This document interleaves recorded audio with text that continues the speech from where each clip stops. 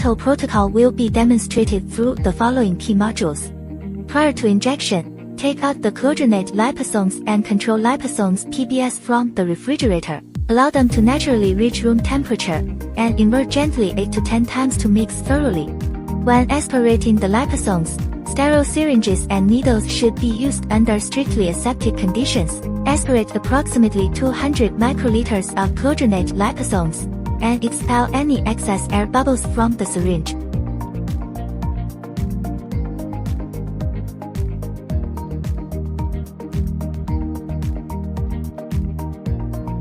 Scrub the mouse firmly behind the ears with your left hand, holding enough loose skin along with the tail to secure the head and limbs.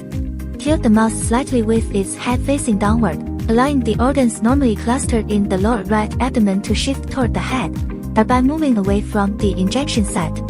Then, sanitize the injection area with a 75% alcohol cotton ball. Insert the needle at a 30-degree angle into the lower right abdomen, and inject 200 microliters of clodronate liposomes for the experimental group and PBS control liposomes for the control group respectively.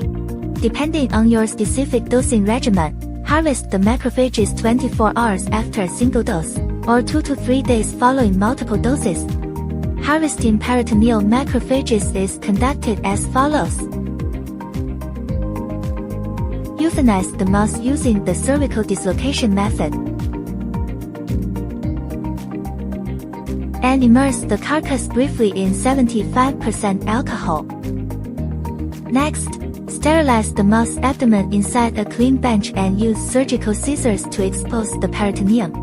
Carefully inject RPMI 1640 medium into the peritoneal cavity. Gently massage the abdomen for 1 to 2 minutes, and let it stand for 5 minutes to facilitate macrophage detachment. Flush and aspirate the fluid a few times within the cavity before collecting the medium. Ensure the experimental and control tubes are properly labeled. Centrifuge the collected peritoneal exudate fluid at 4 degrees Celsius and 1000 revolutions per minute for 5 minutes. Discard the supernatant after centrifugation, and resuspend the cell pellet in complete growth medium. Repeat the cell centrifugation and washing steps once. Mix well and seed the cells onto cover slips.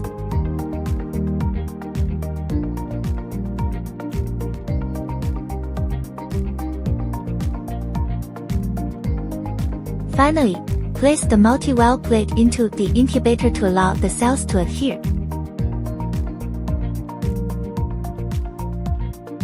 Once the cells have adhered, aspirate the culture medium, and wash gently once with PBS. Add 4% paraformaldehyde PFA to fix the cells for 8 minutes. After fixation, wash 3 times with PBS to remove any residual fixative. Then, add the blocking buffer, ensuring the cells are completely covered. After blocking, wash 3 more times with PBS. Next, incubate with F480 primary antibody for specific macrophage labeling. Following incubation, carefully remove the cover slips using sterile forceps. Apply anti-fade mounting medium and mount onto glass slides. Once staining is complete, observe and capture images under a fluorescence microscope. The above covers the complete experimental procedure for clodronate liposome-mediated macrophage depletion.